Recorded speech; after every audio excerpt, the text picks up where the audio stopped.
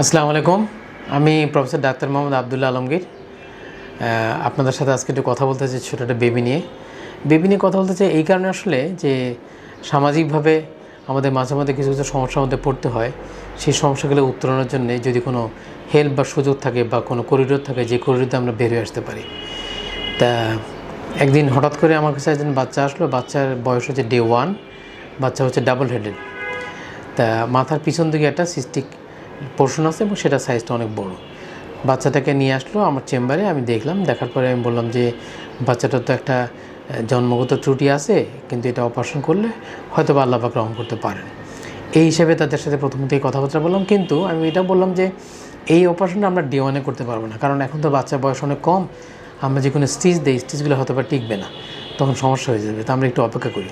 তা আপনি বাচ্চাকে রাখেন, বাচ্চাকে ভর্তি করে দেন। ভর্তি করে দিয়ে আগে একটা শিশু ডাক্তার সাহেব দেখুক, দেখে কী অবস্থা থাকে বুঝে তারপর একটা সময় আমরা যৌক্তিক সময় একটা আমরা অপারেশন করব। তা সেই হিসেবে তারা আমাদের হসপিটালের যে পেডিয়াট্রিশিয়ান ডক্টর তাসনিম, তার আন্ডারে ওইটা ভর্তি করলেন এবং তাসনিম যথেষ্ট যত্ন নিয়ে। এই শিশুটি আমাদের এখানে জন্মের পরপর এসে ভর্তি হয়। শিশুর মাথায় ম্যানিঙ্গোসিল ছিল এবং এটা আমাদের এনআইসিউতে আমরা বাচ্চাটাকে ভর্তি রাখি এবং প্রাথমিক অবস্থায় বাচ্চাটাকে আমরা স্যালাইন দিয়ে রাখতে হয় এবং কিছু অ্যান্টিবায়োটিক ইনজেকশন দিই এবং আমাদের নিউরো সার্জন যিনি উনি এই বাচ্চাটাকে দেখেন এবং পরবর্তীতে উনি অপারেশন করেন। এই বাচ্চাটাকে টেক কেয়ার করলো এবং বিভিন্ন সময় বিভিন্ন পরীক্ষা নিরীক্ষার মাধ্যমে যে সমস্ত সমস্যাগুলো দেখলো, সেই সমস্যাগুলোর সে চিকিৎসা দিল। চিকিৎসা দেওয়ার পরে মোটামুটি 14 দিন বা 15 দিনের মাথায় মোটামুটি স্টেবল পর্যায়ে আসলো। এবং যেহেতু বাচ্চা একটা ডাবল হেডেড, সুতরাং একটা মুভমেন্টটা খুব ডিফিকাল্ট ছিল। বাচ্চা মা যে তাকে ব্রেস্ট ফিড করবে সেটাও পারছে না। আমরা নাকে নল দিয়ে অল্প সময় খাওয়াতে হয়েছে। এই অবস্থায় আমরা 14 বা 15 দিনের মাথায় আমরা এটা বাচ্চাটা অপারেশন করলাম। এই অপারেশনটা একটু অবশ্যই ঝুঁকিপূর্ণ ছিল, কারণ বাচ্চার বয়স অনেক কম। টিউব দেওয়া, অপারেশন করা সব কিছু মিলিয়ে একটা চ্যালেঞ্জ ছিল। তা আমরা সেই চ্যালেঞ্জটা অতিক্রম করে বাচ্চাদের বাবা মায়ের সবার মতামত নিয়ে এবং সবাইকে ভালো করে বুঝিয়ে আমরা কাজটা করলাম এবং কাজটা আমরা সাকসেসফুলি সমাধান করতে পারলাম। ডাবল হেডের জায়গায় এখন সিঙ্গেল হেডের হয়ে গেছে। তারপরে আমরা পোস্ট অপে রেখে তাসনিমের আন্ডারে আবার দিয়ে দিলাম। তাসনিম হচ্ছে পেডিয়াট্রিশিয়ান, সে খুবই যত্ন সহকারে এই বাচ্চাটাকে টেক কেয়ার করলো এবং পরবর্তী সময় আমরা এই বাচ্চাটাকে ছুটিও দিলাম। অপারেশনের পরে বাচ্চার যে পরিচর্যাগুলো সেটা আমাদের এনআইসিউতে হয়েছে। তো এই ধরনের বাচ্চা আসলে এনআইসিউতে রেখে যদি তার চিকিৎসার ব্যবস্থাগুলো নেওয়া হয়, সেই ক্ষেত্রে দেখা যায় যে বাচ্চাগুলো তাড়াতাড়ি সুস্থ হয়ে যেতে পারে। ছুটি দেওয়ার সময় বাচ্চা যেখানে আমরা অপারেশন করেছিলাম সেখানে ছোটো পুটলির মতন একটা সিস্টিক লেশন আবার তৈরি হলো, কিন্তু সেটা আমি মনে করি যে আমরা পরবর্তী সময় আবার একটা রিভিশন করার সুযোগ থাকবে। এই গল্পটা করার পেছনে কারণ হচ্ছে যে বাংলাদেশে জন্মগত ত্রুটি নিয়ে ছোটো ছোটো বাচ্চারা জন্মগ্রহণ করে। চিকিৎসার এক্স্যাক্টলি কোথায় যেতে হবে, কীভাবে চিকিৎসাটা স্টার্ট করতে হবে, শেষ করতে হবে কীভাবে, এইটা নিয়ে আসলে পরিবারও খুব বেশি চিন্তার মধ্যে থাকে। আমাদের সামাজিক প্রেক্ষাপটও টাকা পয়সার ব্যাপার থাকে, সেটা একটা চিন্তা করতে হয়। আর ডাক্তার হিসেবে আমাদের যতটুকু সাহসিকতার সাথে এবং আন্তরিকতা নিয়ে আগে যাওয়া উচিত, সবসময় আমরা পেরে উঠি না। তা আমি মনে করি যে আমরা যদি সবাই মিলে চেষ্টা করি, তাহলে এই সমস্ত বাচ্চাগুলোকে একটা যৌক্তিক চিকিৎসা দিয়ে একটা পর্যায়ে নিয়ে আসতে পারবো। আমরা বাচ্চার জন্য আমি নিজে দোয়া করছি, আপনারা সবাই দোয়া করবেন। আল্লাহ বাজান তাকে বড় করে সুস্থ রাখে, সবল রাখে। যখন ওর বয়স 3 মাস ছিল, ইন মাদার বেলি, তখন আমরা অ্যানোমালি করি। অ্যানোমালি করার পরে তখন অ্যানোমালি রিপোর্টে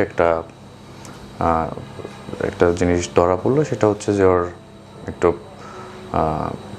বোন ডিফেক্ট ছিল মাথার পিছনে। এটা ছিল একটা স্যাগের মতো, যেটা ওর মাথার পিছনে দেখা যায় অ্যানোমালি স্ক্যানে ধরা পড়লো। এটা হচ্ছে যে একটা বোন ডিফেক্ট। ঢাকা মেডিকেলে আমাদের বাচ্চাটা হওয়ার পরে আমরা অ্যানোমালি স্ক্যানের রিপোর্ট অনুযায়ী আমরা যেটা ছিল, এটা ছিল যে একটা মাথার পিছনে একটা পানির থলি স্যাগের মতো, এটার মধ্যে আপনার ব্রেন ম্যাটার সহ এটার মধ্যে কিছু সেলস থাকতে পারে এবং সেক্ষেত্রে বাচ্চাদের বাঁচার প্রবাবিলিটি খুবই কম, মিনিমাম, নট ম্যাক্সিমাম, মিনিমাম। সেক্ষেত্রে আমরা ওয়েল ফ্যাসিলিটি এবং অনেক চিন্তাভাবনা এবং অনেক ডাক্তারের রেফারেন্সে আমাদের ঢাকা মেডিকেলের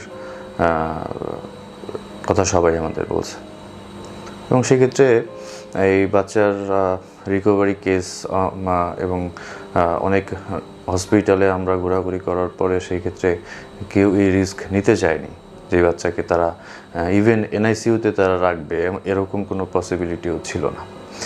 যাই হোক, তাও আমাদের অনেক পূর্ব পরিচিত এবং অনেক আগের থেকে আমরা সিটি হসপিটালে চিকিৎসা করে আসছিলাম। সেই 2007-08 থেকে আমাদের ফ্যামিলির পার্সন যারা আছে সবাই আমরা সিটি হসপিটালে চিকিৎসা করাই। আল্লাহর অশেষ রহমতে আমরা সিটি হসপিটালে আসি, লালমাটিয়াতে অবস্থিত। তো এখানে আসার পরে আমরা ডক্টর আলমগীর স্যার আছে, ওনার সাথে কথা বলি। ওনার সাথে কথা বলার পরে উনি আমাদের কাছে বলে যে আমরা আপনাকে মেডিকেল ফ্যাসিলিটির সব কিছুই আমরা সিটি হসপিটালে দিতে পারবো। আপনি অ্যাজ এ প্যারেন্ট হিসেবে আপনি কি অতটা আমাদের সাপোর্ট দিতে পারবেন কিনা? কেমন সাপোর্ট? সে বলছে যে আপনি মেন্টালি প্রিপেয়ার্ড কিনা, যে আপনার বাচ্চার এরকম একটা সার্জারি হবে, তারপর আপনার বাচ্চার এরকম সিচুয়েশন আপনি তো দেখতেই পাচ্ছেন। তো আমরা যদি একটা সার্জারি করি অথবা কোনো একটা স্টেপ নেই, আপনি কি কতটা আশাবাদী আমাদের চিকিৎসা নিয়ে? তখন আমি তাকে বললাম যে স্যার আপনি করেন, আপনার উপরে আমার কনফিডেন্স আছে, আর বাকিটা আল্লাহর উপরে, আমি কনফিডেন্ট আছে, আপনি এটা করেন।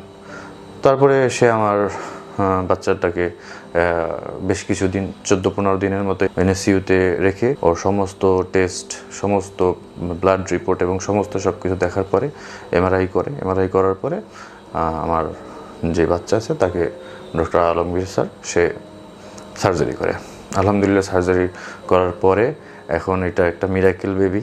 বিভিন্ন মেডিকেল কলেজ, মেডিকেল হসপিটাল থেকে আমার বাচ্চাটাকে দেখতে আসে, যে আসলে এটা খুবই রেয়ার কেস। তো সর্বপ্রথমে মহান আল্লাহ তাআলা যে আমাদেরকে সৃষ্টি করেছেন এবং যে আমাদের প্রতিপালক, এবং আমার বাচ্চার জন্য আমি অবশ্যই আল্লাহ তাআলার কাছে খুব দয়া ভিক্ষা চেয়েছি। তারপরে আমি বলবো যে সিটি হসপিটাল আসলে টাকা পয়সা তো কোনো ব্যাপার না, সবচেয়ে বড় ব্যাপার হচ্ছে যে আমি একটু কথা বলি যে আমাদের টাকা পয়সার জন্য কখনোই সিটি হসপিটাল প্রেশারাইজ করেনি। তারা প্রথমে ইনশিওর করেছে যে কিভাবে আমার বাচ্চাটা ভালো চিকিৎসা তারা দিবে, এর জন্য যা কিছু করা দরকার তারা সেটা করছে। বাবা হিসেবে আমি যখন ডক্টরদের কথাই বলি, অনেকেই তো ছিল, তাদেরকে বলেছিলাম যে my son is totally dedicated for medical sector. কেন? কারণ হচ্ছে আমরা জানতাম যে আমার বাচ্চার এরকম বর্ন ডিফেক্ট ছিল। এর জন্য বিভিন্ন অ্যানিমেলি টেস্টে আমরা ইন্ডিয়ার থেকে টেস্ট করেছি, সব জায়গা থেকে টেস্ট করার পরে এক এক জায়গায় এক এক টেস্ট। তো তারপরে আফটার বর্ন যেটা আমরা দেখলাম যে টেস্টের সাথে এটার সাথে কোনো কিছুই মিল নাই। তো এটা একটা মিরাকুলাস, আল্লাহ সব কিছুই পারে। তারপরও মানুষের উপরে তো বিশ্বাস আছে। এখানে যে ডক্টর আছে তারা খুবই প্রফেশনাল, এবং আপনাদের শুধু চিকিৎসার জন্য যদি আপনারা চিন্তা করেন তাহলে অবশ্যই সিটি হসপিটাল আপনাদের পাশে থাকবে। আমার বাচ্চার পাশে সিটি হসপিটাল ছিল।